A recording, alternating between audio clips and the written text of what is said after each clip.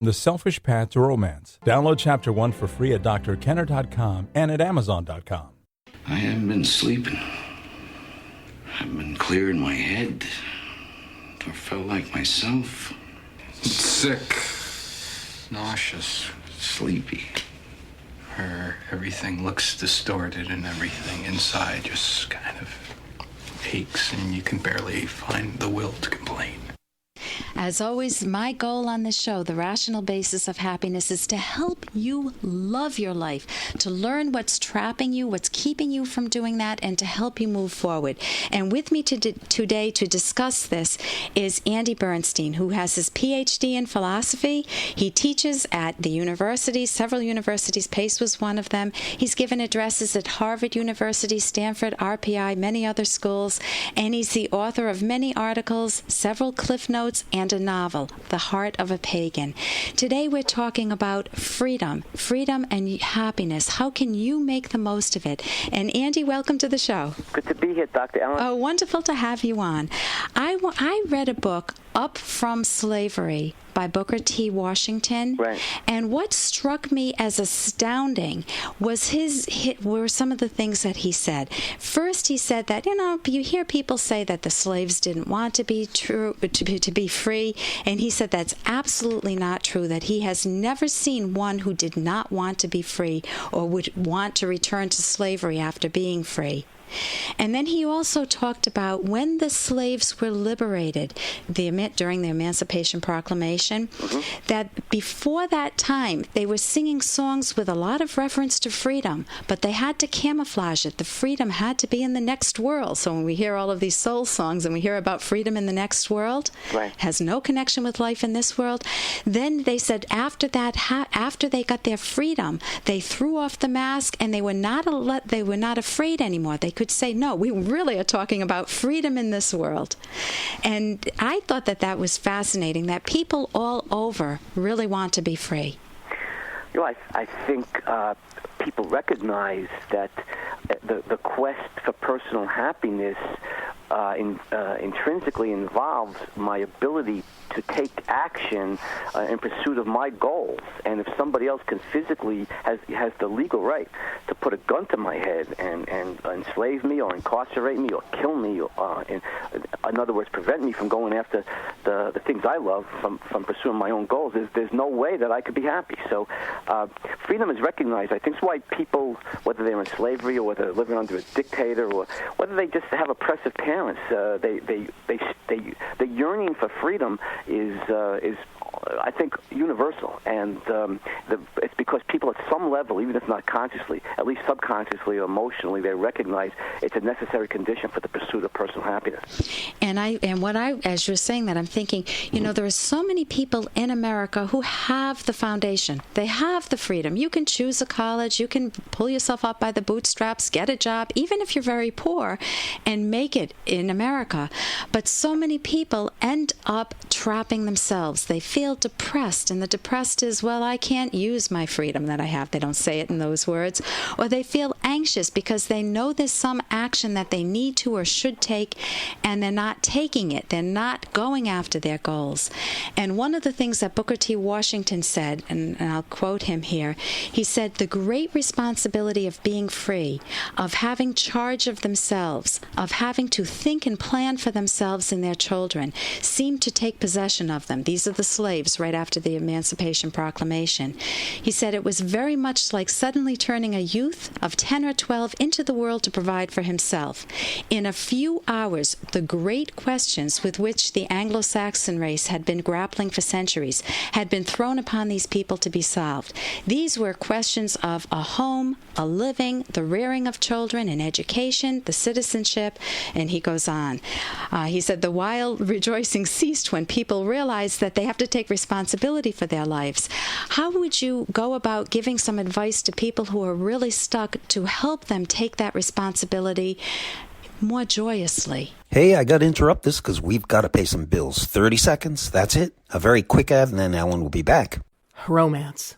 Ugh, I wish guys knew more about what we want from a relationship. Boy, I wish I knew more about what I want. Where's that ad I saw?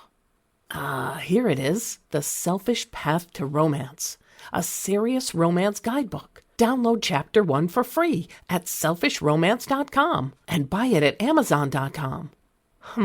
The Selfish Path to Romance. That is interesting. How would you go about giving some advice to people who are really stuck to help them take that responsibility more joyously? Well, you know what struck me when you were talking is that people, I think one of the great tragedies of mankind is that they've generally recognized that political freedom is a great value, and they fought for it and they've died for it. But they haven't at the same time recognized a similar need for what we could think of as moral freedom, and that is freedom from the duty-bound ethics. It does me no good to be politically free, and that political freedom means nobody can physically prevent me from going after my goals. But that does me no good if internally I've accepted the claim that I have unchosen obligations to serve my family or society or the church or whatever, because then I'm just enslaved by my own thinking to carrying out the dictates, the orders, the commands, or the wishes of others. And so in order for me to maximize my political freedom, take advantage of it, I have to I have to be morally free. That is, I have to accept and proclaim my right to my own life, to pursue my own interests, goals, values, and to recognize I'm not a servant of other people. I'm not a slave to other people. I'm a free agent. I'm a free man, and I have the right to my own life. That's critically important in order to maximize the value of political freedom. That's what I would stress to people who are struggling, because I suspect they're struggling because at some internal level they've accepted the ethics of altruism, the idea that they have unchosen duties to other people. Yeah, tell me about this, because you're using the word moral a lot, and as Booker T. Washington said, they had questions of finding a home, of a living, of rearing their children, of having a career, education. They had to really pull themselves up from the bootstraps, and many of them turned to the churches. And, for moral guidance, because that's where people typically turn. What happens then, Andy?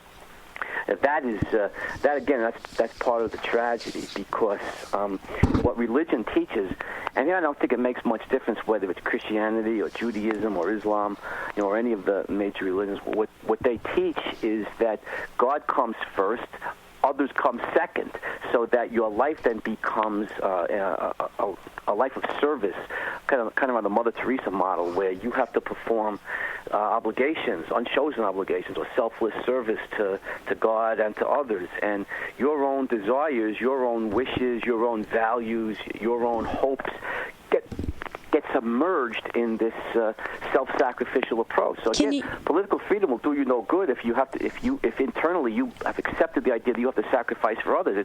It's just a way of turning yourself over into bondage. Can you give me an alternative morality that will work, that will not be at odds with your own happiness, your own life, and that won't run roughshod over other people? Yeah, I think it's actually pretty simple. And the idea is that two things. One, I have the moral right to excuse me, the moral right to pursue the things that I want, that I'm not a slave to other people, first of all. And then secondly, that the means by which to get those things I want are by my own hard work, not by lying, stealing, cheating, or conniving, but simply by working hard, by using my mind, by getting an education, and by putting in the sweat equity, by putting in the honest effort. If I want the A's in class, I study. If I want to rise the ladder in corporate America, I get to work early in the morning, and I put forth my best effort all through the day and stay late at night and do the same. And you're creating wonderful values there, which are very for a person's life, very pro-life in the non-abortion sense. Yeah, very much for a person's life, and therefore it's very it's moral, because that's the essence of morality. How would you define it? We have 15 seconds. How would you define morality? Well, I think morality involves acting in accordance with the survival requirements of mankind, which means producing goods and services that life depends on. So it means in your career you have to be productive. You want to make a lot of money, you have to be productive. Thank you so much, Dr. Andy Bernstein, for being with us today. Anytime, and I would love to have you back again. For more Dr. Kenner podcast, go to drkenner.com and please listen to this ad. Here's an excerpt from The Selfish Path to Romance by Drs. Kenner and Locke. To create and maintain a positive mood within your romantic partnership, you must take control over your own moods. Since emotions are caused by thoughts, you can help control your moods by focusing on the good parts of your life and the positive aspects of your partner or spouse. How do you do this? Train your mind to focus on genuinely positive daily events. Contrast this with making exhaustive lists of the upsetting things that happen to you each day, as many chronic warriors do. The former mindset will create a positive climate in the relationship, but the latter will not. We don't mean to ignore negatives. On the contrary, take every action possible to resolve problems that undermine your happiness. If your partner avoids you because you're in a bad mood every night after work, think about how you can improve your mood, either alone or together. You can download Chapter 1 for free at drkenner.com, and you can buy the book at amazon.com.